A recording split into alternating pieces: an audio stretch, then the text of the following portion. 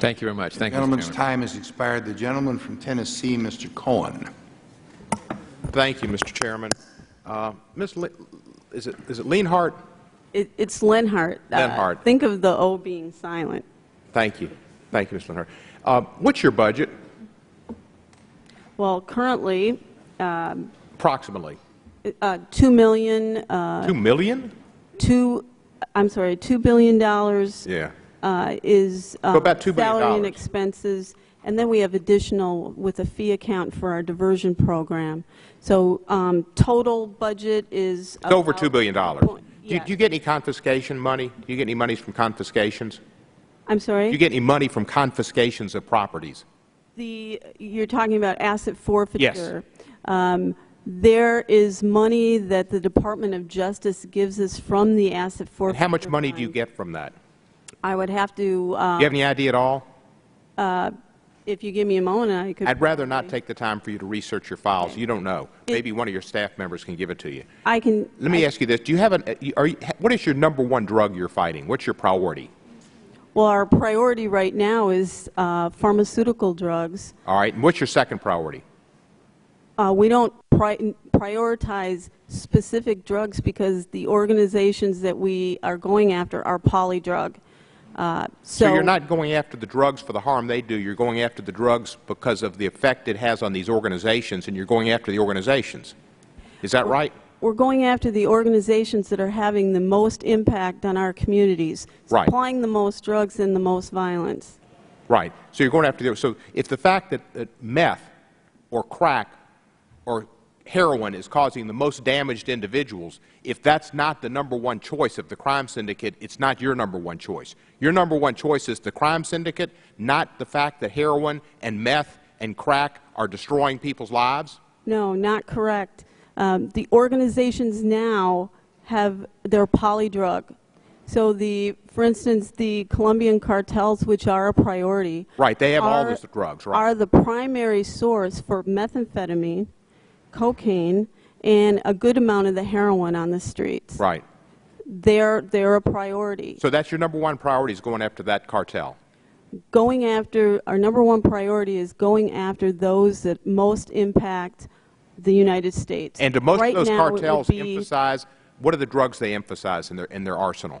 the Mexican cartels, polydrug.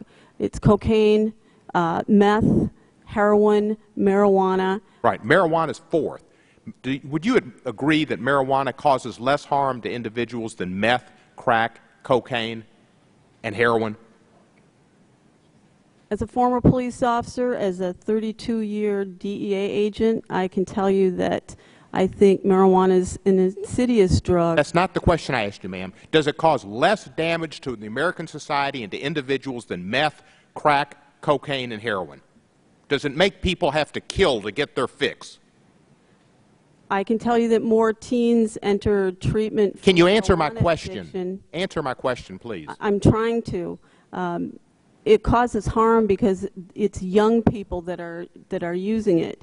If you're talking about the It's violence, not just young people, but you're trying to answer the question like I'm Jeff Sessions. I'm not Senator Sessions. I'm asking you a question. Does meth, does crack, heroin cause more damage to society and does meth and heroin cause more deaths than marijuana?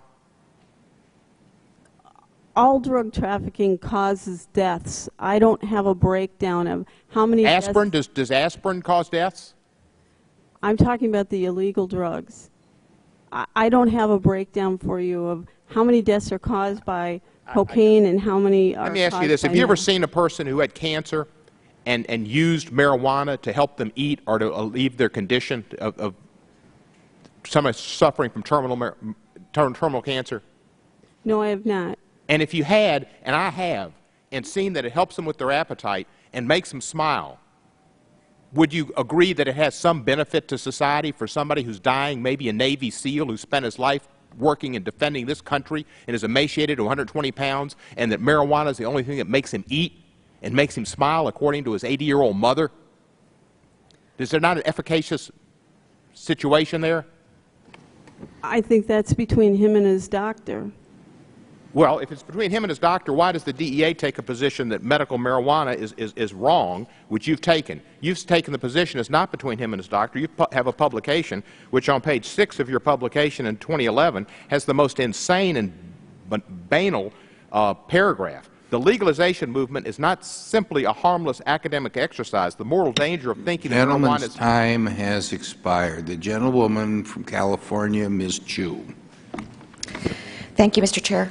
Ms. Lenhart, I represent a district in Los Angeles County where 3 years ago a young rising star, an elected official in my district, Bobby Salcedo, was murdered by the Mexican drug cartel when he was simply visiting relatives there.